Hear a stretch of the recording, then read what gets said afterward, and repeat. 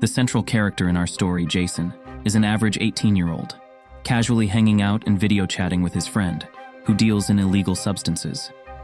His friend asks if Jason can receive a delivery at his place, and in his youthful nonchalance, Jason agrees. Meanwhile, we meet Jason's father, John Matthews, a dedicated owner of a construction company. After a long day at work, he notices one of his employees, Daniel, struggling to load cement sacks into a car. Despite his fatigue, John steps in and lends a hand, earning Daniel's gratitude. At Jason's house, a messenger arrives with a package. Jason eagerly opens it, only to find a camera and a stash of drugs inside. It dawns on him that he's stumbled into a police setup when he notices the camera. Fearing the worst, Jason makes a frantic attempt to escape, but the police are hot on his trail and eventually apprehend him. Meanwhile, John is at a social gathering when he receives an unsettling message from his ex-wife, Sylvie Collins. She informs him that their son, Jason, has been arrested for drug trafficking.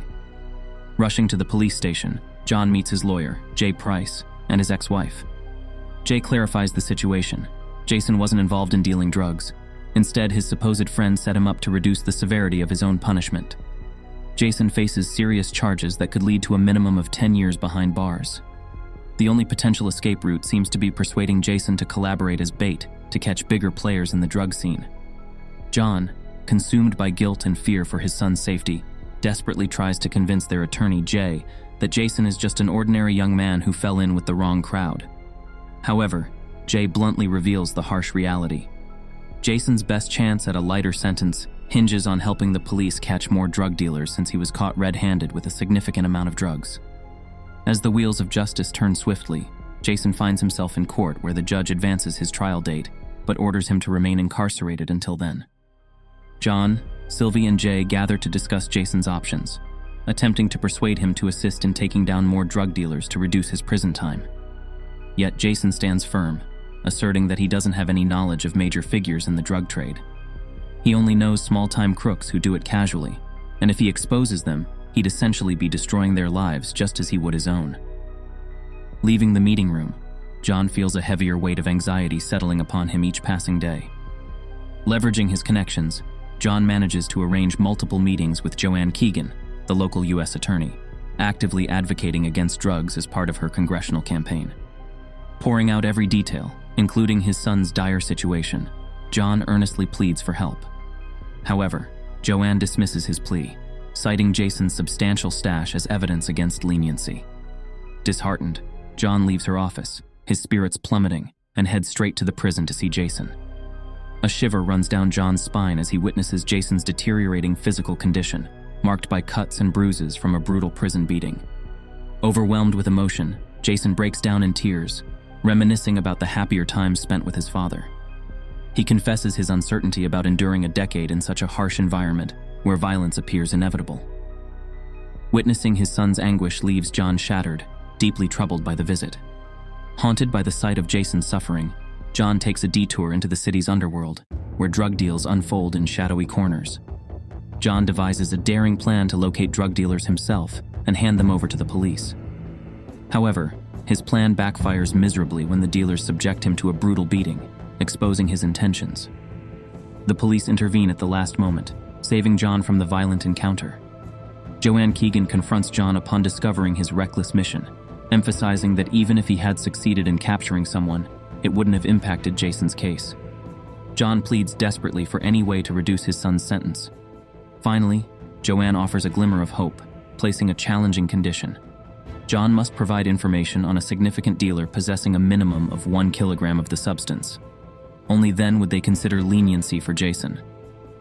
Though apprehending a major drug lord won't be easy, John remains resolute. He mentions potential leads among his construction crew, a diverse mix of ex-convicts and recovering addicts. Reluctantly, Joanne agrees to reduce Jason's sentence in exchange for John successfully bringing in a dealer. However, it's clear she won't offer much assistance, leaving John to bear the entire risk. As John sifts through his staff files, searching for potential leads, John encounters Daniel James, a man with a history of drug use and 2 prior distribution charges. Daniel is currently striving to maintain sobriety while taking care of his wife and young son, aiming to steer clear of a 3rd offense. When John comes across Daniel finishing his work for the day, he offers him a ride home. However, They make a detour to a cafe where John broaches a delicate subject over coffee.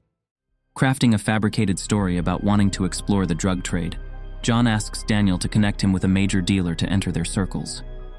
Daniel, taken aback by John's unexpected proposal, had viewed John as a sincere and hard-working individual. He asserts his determination to distance himself entirely from the drug world, striving to erase any remnants of it from his life. He firmly declines to assist John, emphasizing that he's already served 2 prison terms and desires a fresh start.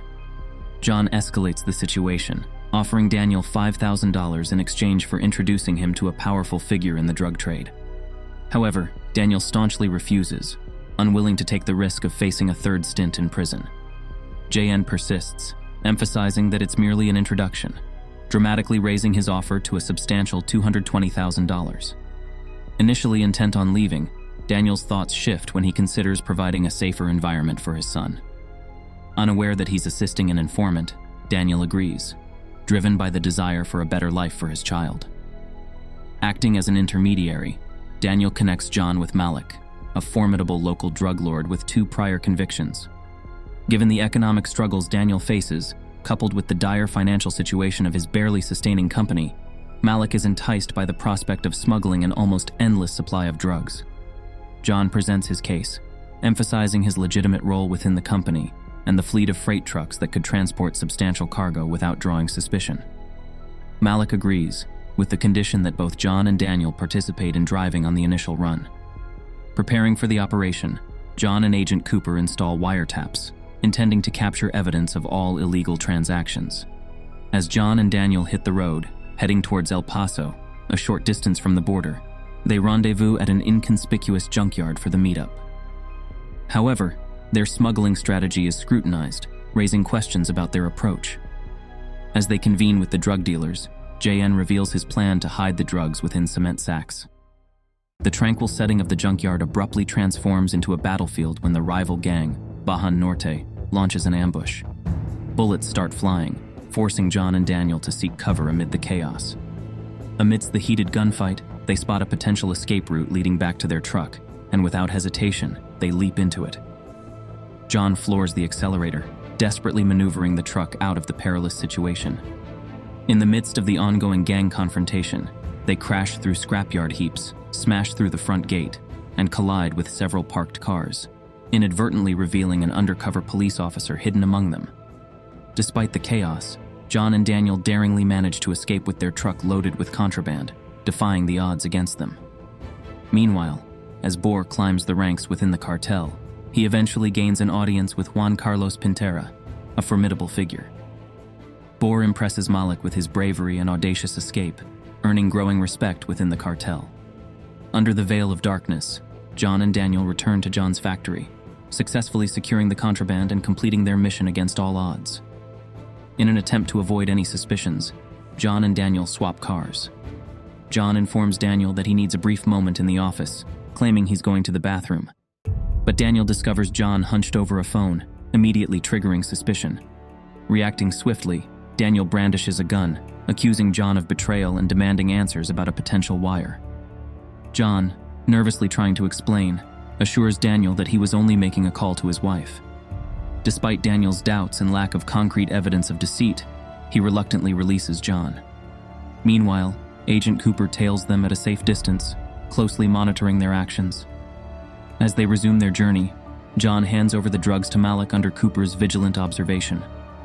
During the exchange, Malik casually mentions an upcoming meeting with influential cartel figures, presenting an opportunity for a more significant bust. Sensing the potential for a larger catch, Cooper decides against immediately arresting Malik, opting to keep the transaction under wraps for the time being. The next day, a furious John confronts Joanne Keegan, reminding her of their agreement. As tensions escalate, Agent Hooper steps in, suggesting that the failed arrest might have been intentional to target the more influential members of the cartel. Later that day, John decides to visit his son Jason at work. On his way, he notices his ex-wife Sylvie, anxiously waiting in the visitor's room. Unaware that Daniel is silently trailing him, Sylvie informs John that they won't be able to see Jason for at least 2 days. She reveals that Jason is in the infirmary, having received 36 stitches. An enraged Daniel confronts John upon his exit from the jail, demanding to know who he is. John, faced with Daniel's intense anger, discloses the truth. Learning the reality, Daniel becomes irrationally furious, warning John of the brutal consequences if the ruthless cartel discovers their betrayal, threatening the lives of their families without hesitation. Returning home, John finds his wife distraught, while Malik lounges casually by the swimming pool. Malik is aware of the cartel's pursuit of a meeting. When they finally reach the designated location, Malik is instructed to wait outside as John nervously enters the meeting alone, under the watchful eye of the intimidating cartel security. When John faces Juan Carlos Pintera, an ominous atmosphere fills the room. Pintera, in a chillingly composed manner, lays out a daunting task for John: to transport nearly $100 million of the cartel's drug earnings across the border to Mexico. Armed with this dangerous information, John swiftly informs Keegan and Cooper about the plan. While Keegan shows excitement about Pintera's potential arrest and the cartel's fallout, Cooper, cautious as ever, expresses concerns about John's safety. He believes the cartel intends to eliminate John once he completes the task. Despite Cooper's worries, John insists on a condition: Jason's immediate release after the assignment's completion. Initially hesitant, Keegan agrees to John's terms. Seeking counsel, John confides in Daniel at his home, revealing the gravity of their precarious situation. Together, they devise a daring plan to break free from the oppressive government and the ruthless cartel's grip. As John sets out on the mission, he executes a cunning maneuver, switching trucks to evade Cooper's surveillance on the initial truck. Upon reaching the cash pickup location, a cartel escort tails John. Meanwhile, Daniel undertakes his own perilous endeavor, breaking into Malik's house, engaging in a confrontation, and subduing his guards amidst the ensuing altercation. Malik, gravely injured and nearing death, discloses crucial information to Daniel: Pintera's cell phone number. This revelation holds the potential to alter their circumstances significantly. Determined to change the course of events, John contacts Cooper, urging him to track down Pintera's new phone using the number retrieved from Malik's pocket. With this move, John effectively handles the cartel's kingpin and the substantial drug haul. However, amidst this chaos, Jason, John's son, is exposed as an informant by the cartel and secretly imprisoned. As tensions rise, a frenzy ensues in a high-stakes highway chase. John, gripping his shotgun tightly, engages in a fierce exchange of gunfire with assailants. Despite being struck by a bullet in the leg amid the intense crossfire, he battles through the excruciating pain. In a desperate move, he manages to disable another attacker's vehicle, sending it careening off the highway as he navigates his truck through the perilous situation.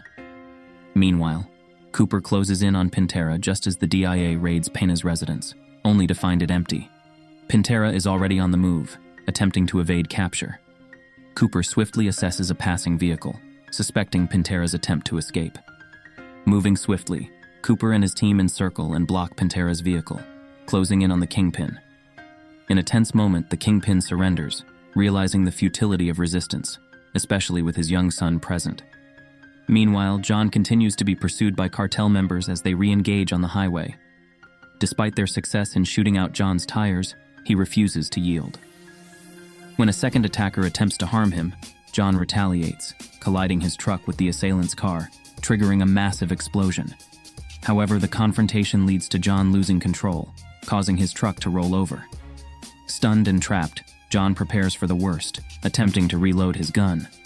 But a wave of relief washes over him as he sees a figure approaching, the arrival of a DIA agent stepping in to offer assistance.